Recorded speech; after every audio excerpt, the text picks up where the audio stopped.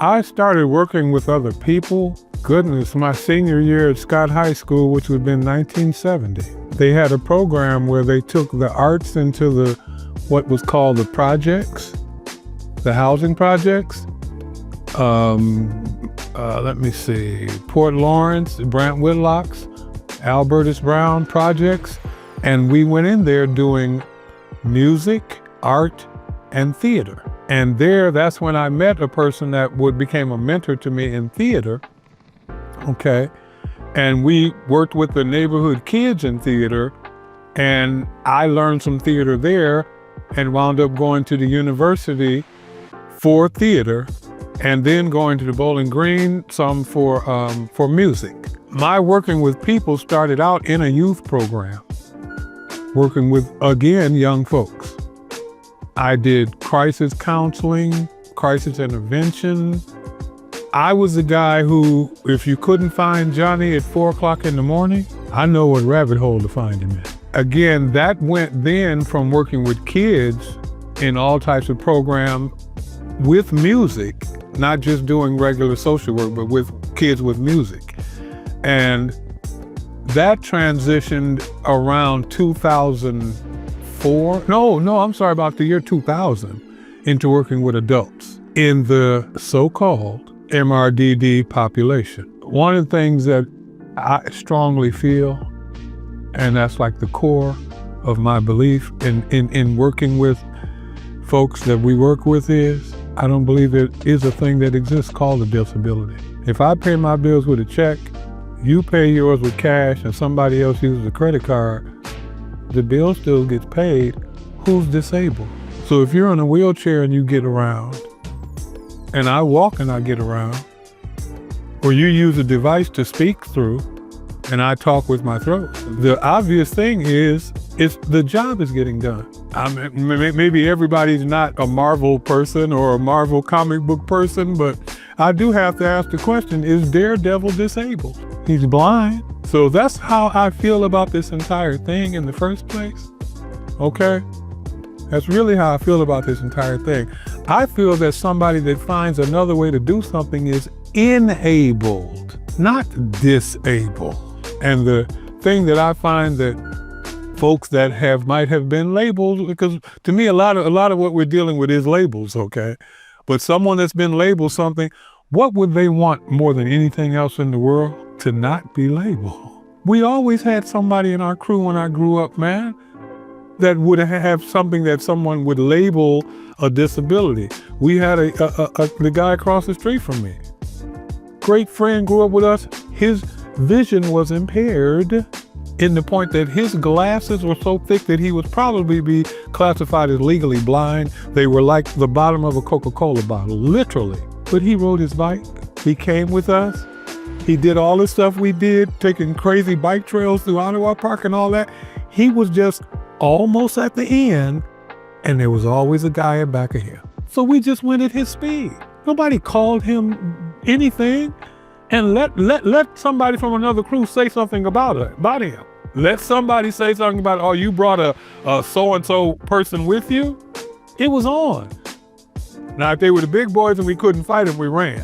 But if they were our size, okay, it was on. It's all point of view. POV to me is the clue to all of this stuff, guys.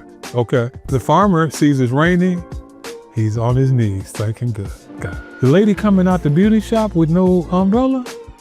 Probably not. But is it the rain's fault? We get mad at the rain. It's perspective. So working in this field, working with people, again, my simple thing that to me works for me is the same question. How would you feel? How would you feel if someone came in your house, plopped their booty down on your couch, grabbed your remote control, turned the TV on what they wanted to see, told you the night before they were cooking this big dinner, but tell you they're tired and get a couple bologna sandwiches and a bag of chips and eat that, and basically kind of go in your room and, do your thing while I'm sitting out here doing my thing on my phone? How would you feel? It's simply as that. All them degrees and all that other stuff, all that's great, But if you don't get that, if you don't think again that how would you feel a person in your personal space telling you what to do, treating you like you're a child? And again, think of someone that's 60 years old and the person that's dealing with them is 25. And there again, where is that simple respect of you're an elder and you've lived this long, so something, I'm saying something must be working, so I need to give you that respect. So again, when these individuals that we work with go through that, why are you wondering why they're upset? Why are you wondering? Because you would be furious. You would be furious about having somebody come in your house you didn't want there anyway. Period. Off the rip. You wouldn't care why they were there. And then again, when they come in, when they bring what they've gone through in their personal thing, the kids, the bills, the relationships, they come in with that whole energy and that vibe and walk into your space. Yes, you have folks. Unfortunately, we got some folks that we work with that are sitting there waiting on you with that. Okay? You're going to be their entertainment, not the other way around. You're going to be their entertainment for the evening because, again, they're going to sit there and think to themselves, well, this person wants to work. They're probably going to have to put up with whatever crap I come up with. And then you're giving them ammunition. You're saying, I want to come in your house and act like a butthole to give you a reason to be upset. And they're going to go. It's not hard, man. It really isn't hard. I'm just saying. We make it harder than it actually is. Because if you simply think in terms of this person having the same feelings, same desires, same wants, and same gripes and grievances that you could have.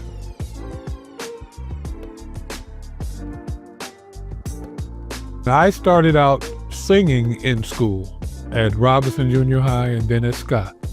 I actually sang arias and cantatas and opera and all that type of stuff, okay? And an interesting point was when I started playing music, because I started playing music, percussion, for an African dance troupe at the Creative Arts and Soul Workshop on Door and Forest in about 1971 or 72. And went from there to becoming a percussionist with bands, with playing with both jazz bands. My mentor was, one of my mentors was the great Bernard Martin, who was Rahsaan Roland Kirk's bass player, and traveled the world with him.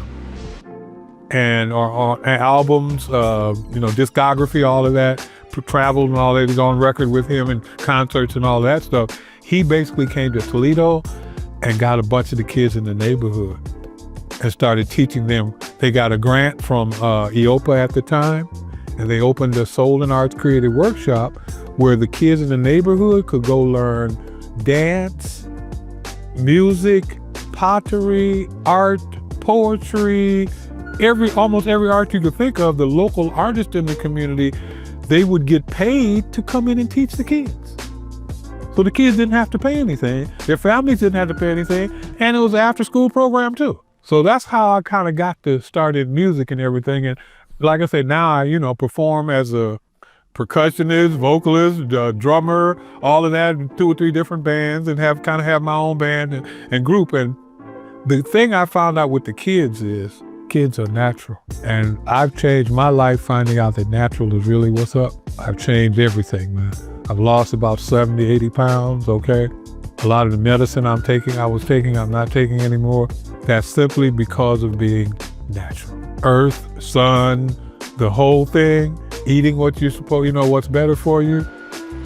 Well, again, kids have natural abilities and natural things. As we grow older, we learn to clamp down on those things. We learn what's correct and what's not correct to get along in society. But see, children still have that energy. So I teach kids because it's a gift and you got to give the gift, but I get more when I teach them. I sit there and my student will play something on drums that I wouldn't have never played, that I wouldn't have even thought of. And again, because what I've learned now is you instruct. The 4 students that I have, or 5 now, their little sister just joined the drum troupe, basically. But those kids, they're now at the point where I simply let them come into the studio and turn all the stuff on and sit there and write their own song and name their own song. And I basically record it. So that's working with both students and working with, again, so-called disabled individual, okay, is the same thing. One of the other companies I work for, and that's what I'm trying to explain is, this isn't me. I'm a vessel, I'm a tool. All I do is offer options. But we had a guy there that really was embarrassed to talk because he was stuttering. And he'd been stuttering most of his life. And you could just watch the frustration on his face when he tried to communicate. Who knew he could rap? We put on a song by Missy Elliott and Drake, and he started rapping the Drake part. And we're all just standing there, but again, what am I talking about? There ain't no limits. The only reason we can't do something is because we think we can't do it. So the idea that, again, he was surprised as we were, because he'd never tried getting on a microphone before. He'd never heard his voice coming out of speakers or anything. Because I'm hearing him over there. What happened was I was hearing him kind of mumble, but not saying it out loud. And I said to myself, wait a minute, is that the rap that Drake is doing? So something said, let me see if he'll do that on the microphone. He did the whole song. And that's what I'm saying. That ain't me, okay? That's him. But all I did again was just, all we do is offer opportunities, man. That's what our task is. And it works. It literally works.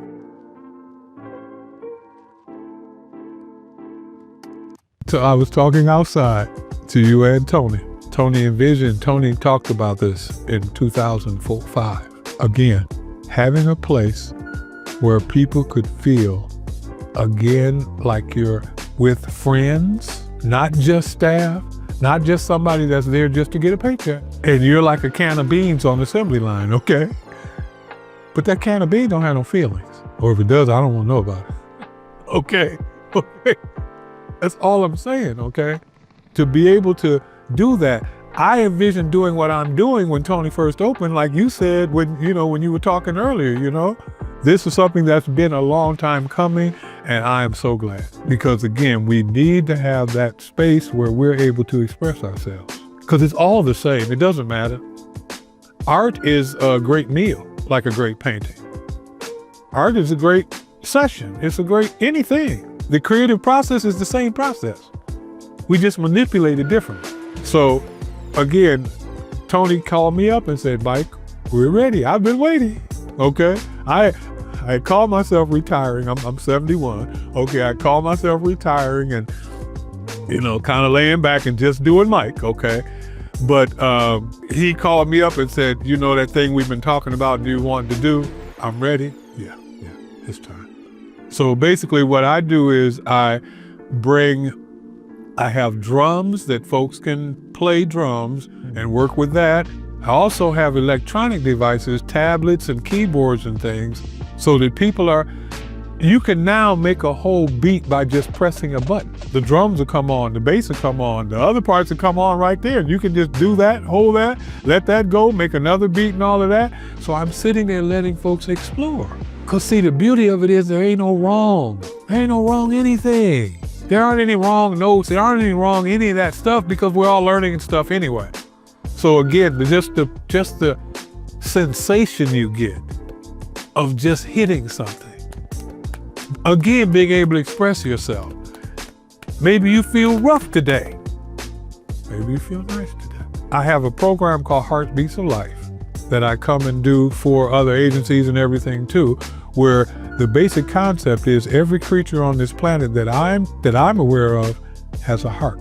So if we're pretty much the same on the inside, what's all this other stuff? Because those are simply differences. Skin color differences, size differences, weight differences, all of those are simply differences. The problem is that we got folks that want to get those differences and hold those differences up in the air like there's something bad. Wouldn't it be pretty boring if everybody looked the same, man? Wouldn't that be really kind of boring? Okay. If everybody was a unified person, okay? You got to understand the word average was only invented by the advertising company. there is no average. They only made that up to figure out who they could sell the most to. That's just a statistic, okay? But there actually is no average folks, you know. When you really get down to it, okay?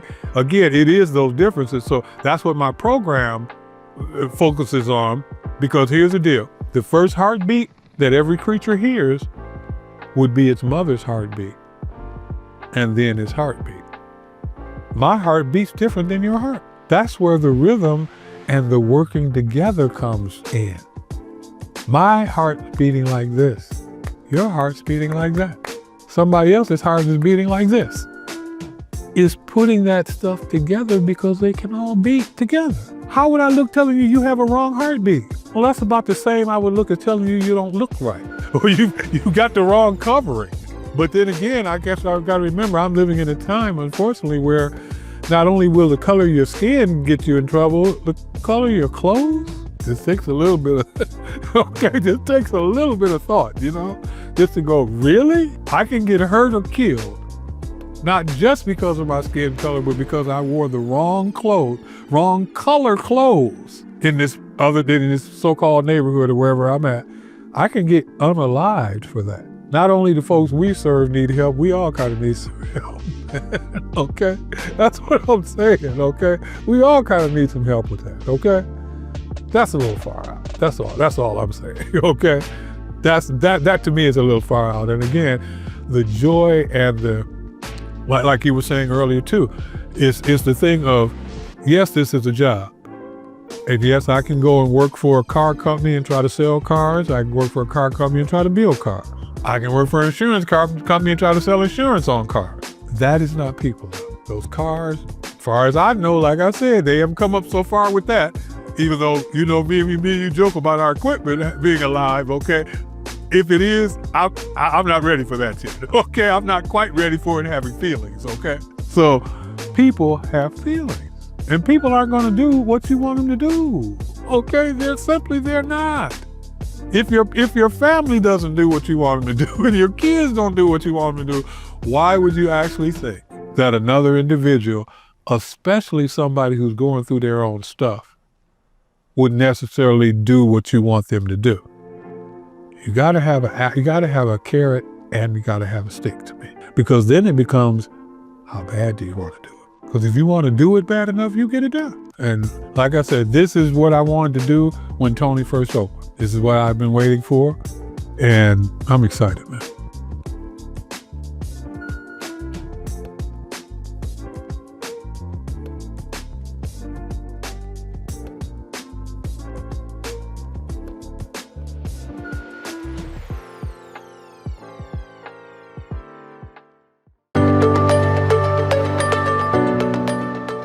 I'm Dr. Craig Escudé, President of Intellectability. State developmental disability agencies, managed care organizations, and providers across the United States use Intellectability's health risk screening tool, e-learn courses, and person-centered training to improve health equity for people with IDD. Visit replacingrisks.com to learn more about how you can employ these tools with people you support.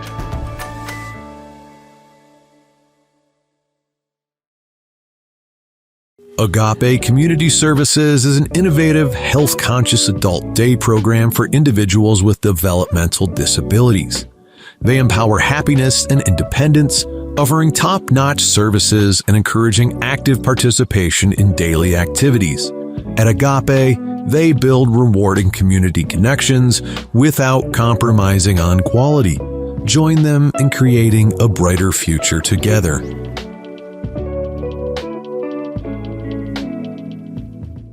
Making sure that individuals are reaching the goals they have set for themselves. That's one of the many goals of Assured Health Services. If you're looking for a residential care provider or searching for ADS services, Assured Health is your go-to place. Assured Health, helping others succeed. Learn more at assuredhealthohio.com or call 494-442-8066.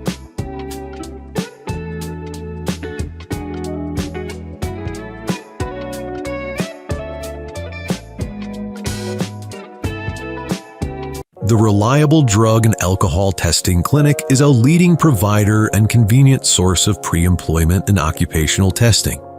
Their clinic provides services to a wide range of private businesses, healthcare facilities, and municipal and county courts. Reliable as an independent, locally owned clinic, as a result, they provide services at a lower cost than major hospitals, enjoy faster turnaround times on test results, and eliminate the long waits typically incurred at larger facilities. To learn more, visit reliabledrugtest.com.